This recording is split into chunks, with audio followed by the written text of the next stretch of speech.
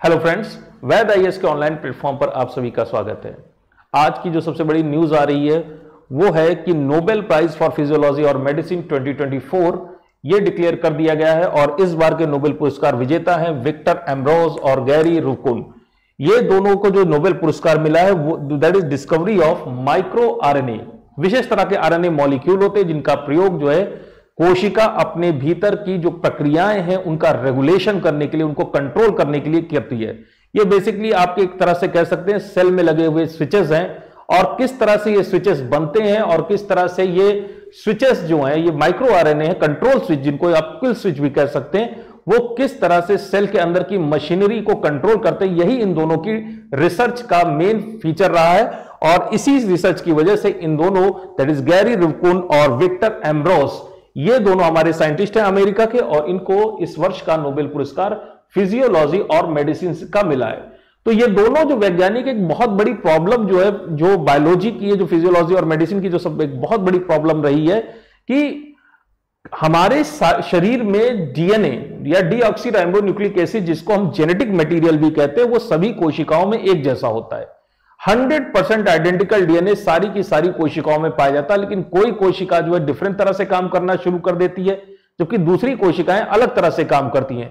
तो जब DNA same है तो उसके बाद ये कोशिकाएं अलग अलग तरह से डिफरेंट तरीके से काम क्यों करती हैं और कौन सी ऐसी चीज है जो इन कोशिकाओं को विभिन्न प्रकार से उनकी प्रक्रियाएं जो है, उनके कार्य करने के जो तरीके हैं उनको कंट्रोल करती हैं।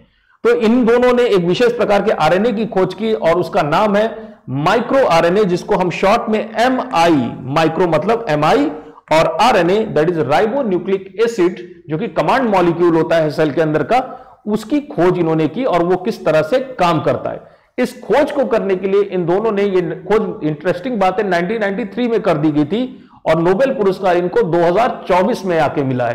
तो काफी लंबा अरसा हो गया इनकी खोज को किए हुए और ये जो खोज इन्होंने की एक स्पेशल तरह का ऑर्गेनिज्म है जिसका जेनेटिक्स में बहुत ज्यादा यूज किया जाता है। एक वर्म होता है, कीड़े जैसा है और इसका नाम है सिनोरैबिडिस एलिगेंस और सिनोरैबिडिस एलिगेंस जेनेटिक्स का एक बहुत ही फेवरेट मॉडल रहा है और ये मल्टी सेलुलर ऑर्गेनिज्म में जब भी हमें कॉम्प्लेक्स ऑर्गेनिज्म पर खोज करनी होती है, शोध करना होता है, तो हम इसी वर्म का यूज करते हैं एज अ मॉडल की तरह। इसकी कुछ खास बातें दिखाई पड़ रही होंगी आपको।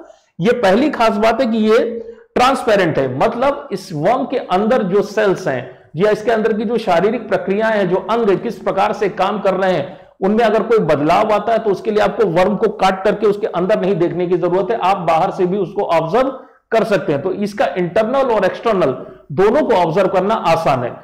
अगर किसी जीन में इसके छेड़छाड़ कर दी जाए या कोई जीन चेंज कर दिया जाए तो उसका क्या प्रभाव पड़ेगा वो भी बहुत जल्दी से आपको दिखाई दे सकता है। तीसरी खास बात है इन वर्म्स को पालना, इनको लैब में ग्रो करना ये काफी ज्यादा आसान है और इनके जो नेक्स्ट जनरेशन है, जो इनकी संतति है, संतानें हैं, वो भी जल्दी जल्दी पैदा होती हैं। इसलिए अगर पेरेंट्स में के जीन्स में आप कोई चेंज करते हैं तो उसके असर उनकी संतानों पर क्या आएगा, इसका भी रिसर्च आप बहुत आसानी से कर सकते हैं। इसलिए जेनेटिक्स का ये एक फेवरेट मॉडल है दैट इज सिनोरैबिडिस एलिगेंस। अब इसमें जो समस्या आ रही थी और जो कि मल्टी सेलुलर एनिमल्स में जो हमारे साथ समस्या आती है कि डीएनए तो सेम है, जितनी भी कोशिकाएं हैं उसमें सब में डीएनए सेम है, लेकिन कुछ कोशिकाएं जो है अलग ढंग से काम कर रही हैं, कुछ कोशिकाओं का काम अलग है। तो ऐसा कैसे हो सकता है कि कुछ कोशिकाएं एग बनाना शुरू कर दे रही है, बाकी कोशिकाएं जो है स्किन बना रही हैं, बाकी कोशिकाएं इसका नर्व फीचर यानी जो नर्वस सिस्टम है उसका निर्माण कर रही हैं। तो कुछ तो ऐसा होगा जो डीएनए को के स्पेसिफिक पार्ट या जीन को एक पर्टिकुलर कोशिका में एक्टिव कर देता है और बाकी कोशिकाओं में वही पार्ट जो है जो दूसरे जीन से उनको इनएक्टिव कर दिया जाता है। सेम फीचर अगर हम इस वर्म में जान जाएं तो हमें पता चल जाएगा कि इंसान की एक विशेष प्रकार की कोशिका जिसे हम तंत्रिका कोशिका कहें, तो हमेशा जो ब्रेन है, ब्रेन में तंत्रिका कोशिका या नर्व सेल्स का क्यों विकास होता है, जबकि जो हमारा हार्ट है उसमें हार्ट सेल्स का विकास क्यों होता है, जबकि डीएनए दोनों में कैसा है, बिल्कुल सेम है। तो जब सेम डीएनए है तो एक हार्ट कोशिका और दूसरी नर्व कोशिका बन जा रही है। एक कोशिका जो है वो संकुचन का काम कर रही है, कॉन्ट्रैक्शन का काम कर रही है, जबकि दूसरा हमारा जो नर्व सेल है ये इलेक्ट्रिकल इंपल्स यानी बिजली के करंट्स को लाने ले जाने का काम कर रही है। इंफॉर्मेशन, इसको कुछ नहीं आता, केवल इंफॉर्मेशन को प्रोसेस करना, इंफॉर्मेशन को स्टोर करना और इस इंफॉर्मेशन को दूसरी सेल्स के साथ कम्युनिकेट करना आता है। तो जाहिर सी बात है इसका डीएनए और जो हमारी दूसरी सेल्स हैं जैसे कि हमारी हार्ट सेल है, इनका डीएनए सेम है। तो ये कैसे काम होता है, इसी के बारे में इनकी खोज थी, और ये अंततोगत्वा खोज करने पे पता चला कि स्पेशल तरह के मॉलिक्यूल्स होते हैं which are known as micro RNA, जो कि लगभग बहुत छोटे आरएनए नॉर्मली जो है काफी बड़े होते हैं साइज में। 24 जो सबसे बड़ा आरएनए आपका होता है उसका नाम है messenger RNA. Messenger RNA size में सबसे बड़े वाले मॉलिक्यूल्स हैं, जबकि आपके माइक्रो आरएनए उनका जो न्यूक्लियोटाइड्स की संख्या होती है मैक्सिमम 24 न्यूक्लियोटाइड के होते हैं, मतलब ये बहुत छोटे होते हैं। अब ध्यान दीजिए, डीएनए जो है, डीएनए आपके सेल के अंदर है, और आप समझ के देखिए, समझिए इसको कि ये आपके कंप्यूटर की हार्ड डिस्क है। सारी की सारी इंफॉर्मेशन कहां है, डीएनए के अंदर। लेकिन प्रॉब्लम है, डीएनए अपने न्यूक्लियस यानी कि केंद्रक से बाहर नहीं आ सकता, क्योंकि केंद्रक की जो छेद है, जो पोर्स हैं, वो बहुत ही छोटे हैं। दूसरा, अगर न्यूक्लियस से डीएनए बाहर आ जाएगा तो जो आपका साइटोप्लाज्म है, कोशिका द्रव्य है, वहां पर एंजाइम्स मौजूद है और वो डीएनए को तोड़कर नष्ट कर देंगे। इसीलिए for the safety of DNA को सुरक्षित रखा जाता है न्यूक्लियस के अंदर। लेकिन प्रॉब्लम है, इस डीएनए के मैसेज को जो जहां पे हमारी फैक्ट्री है, जहां पे सामान बन रहा है, और उस फैक्ट्री का नाम है साइटोप्लाज्म या कोशिका द्रव्य। तो कोशिका द्रव्य में अलग अलग तरह के सामान बनते हैं, अलग अलग तरह मटेरियल बनते हैं, प्रोटीन्स का निर्माण होता है। तो डीएनए अपनी इंफॉर्मेशन को बाहर कैसे भेजे, तो वो भेजता है किसके द्वारा, with the help of messenger RNA, या इसको हिंदी में हम संदेशवाहक आरएनए कहते हैं। तो जितनी भी डीएनए की कमांड है वो मैसेंजर आरएनए साइटोप्लाज्म में या कोशिका द्रव्य में लेकर आता है, और फिर इस मैसेंजर आरएनए से अल्टीमेटली हमें प्रोटीन का निर्माण होता है। एक विशेष प्रकार की प्रक्रिया होती है जिसको हम ट्रांसलेशन कहते हैं।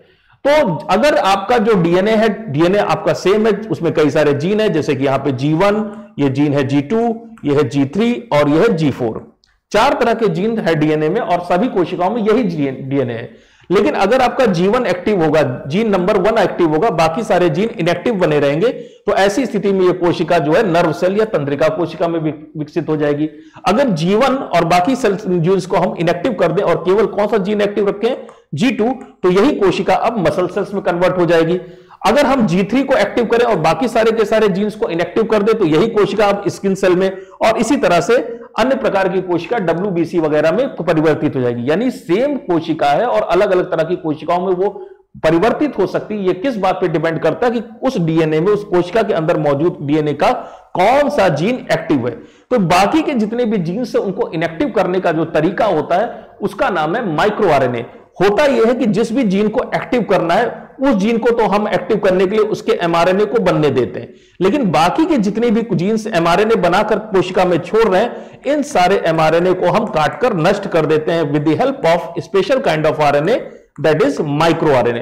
तो माइक्रो आरएनए एक तरह के स्विच का काम करता है। वो ये इंश्योर करता है कि स्पेसिफिक जीन ही काम करे, बाकी सारे कोई भी जीन जो है वो उस कोशिका में वो सारे के सारे जीन काम करना बंद कर दें। इसलिए कोशिका एक स्पेशल तरह के फंक्शन को ही परफॉर्म करना शुरू करती है। इस खोज से पहले इस बात के बारे में किसी को नहीं पता था कि किस तरह से जो माइक्रो आरएनए है, या माइक्रो आरएनए जैसी कोई चीज भी होती है, या फिर माइक्रो आरएनए किस तरह से सेल्स के अंदर जो है काम करते हैं, उसको किस तरह से कंट्रोल करते हैं।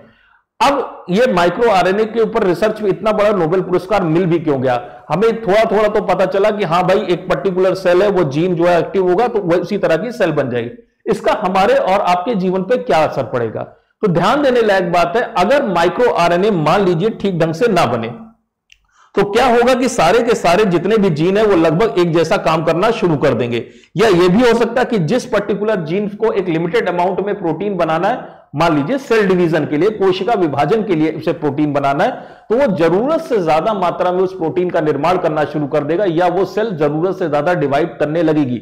नंबर ऑफ डिवीजन सेल्स के जो है बढ़ते चले जाएंगे।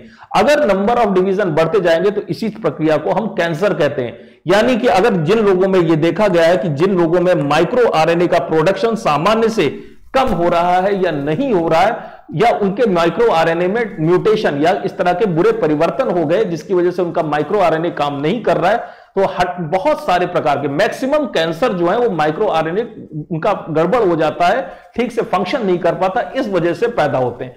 अगर हम माइक्रो आरएनए किस तरह से काम करते हैं, कंट्रोल करते हैं, और उनको ठीक ढंग से कंट्रोल करना, या उनकी संख्या को, उनके अंदर होने वाले म्यूटेशन, खराब परिवर्तनों या उत्परिवर्तनों को हम सही कर सकें, तो कैंसर जैसी लाइलाज बीमारी का भी हम ट्रीटमेंट कर सकते हैं। और वर्तमान में बहुत सारी जगह पे रिसर्च चल रहा है जो कि माइक्रो आरएनए की सहायता से कैंसर का संपूर्ण इलाज करने के लिए प्रयासरत हैं।